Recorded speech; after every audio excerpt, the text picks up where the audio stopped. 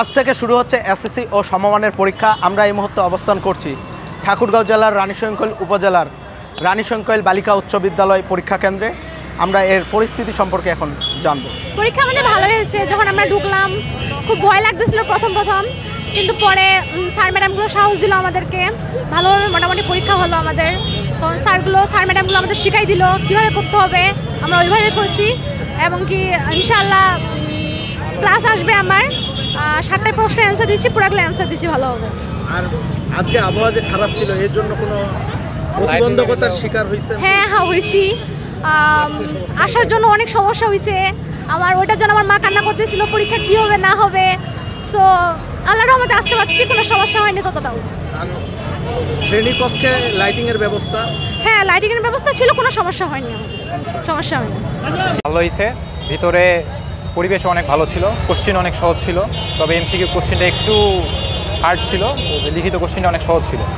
আর শিক্ষকদের আচার আচরণ অনেক ভালো ছিল, হেল্পফুল ছিল তারা। আর পরিবেশ বলতে গেলে ভিতরে পরিবেশে শিক্ষার্থীরা স্বাচ্ছন্দ্যের সাথে পরীক্ষা দিয়েছে।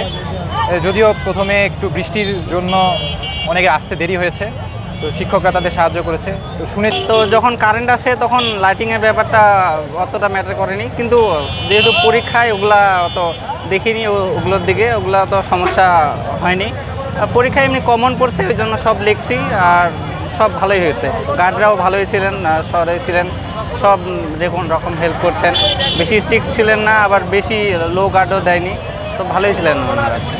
আজকে আমার ছেলে এসএসসি পরীক্ষা দিল। এখনও আমি আমার ছেলের কাছ থেকে এখনও সেভাবে কোনো শোনা হয়নি, তবে আমার যেটা মনে হচ্ছে আসলে পরীক্ষা তো ছাত্ররা দিচ্ছে, আমরা যারা গার্জিয়ানরা এখানে এসে রাস্তায় যে গ্যাঞ্জামটা হচ্ছে, আমার মনে হয় যে যখন আমরা ঢুকি তখন যেন রাস্তাটা প্রশাসনের দৃষ্টি আকর্ষণ করছি, রাস্তাটা যেন একটু ক্লিয়ার রাখে। আবার যখন ছাত্ররা বেরোচ্ছে তখন যেন একটু এখানটা ক্লিয়ার থাকে। আর এই আজকে বৃষ্টি হওয়ার কারণে সামনে একটু কাদা হয়েছে গেটের সামনে, এগুলি একটু যেন প্রশাসন দৃষ্টি আকর্ষণ করছি যেন ঠিক রাখে। আর সম্ভবত আজকে পরীক্ষার প্রথমে একটু ওয়েদার খারাপ হওয়ার কারণে অন্ধকার ছিল, তো জানি না ভিতরে কি অবস্থা। ছেলের সঙ্গে কথা বলে আমি বুঝতে পারবো যে রুমে আলো কি ছিল না। সবাইকে ধন্যবাদ।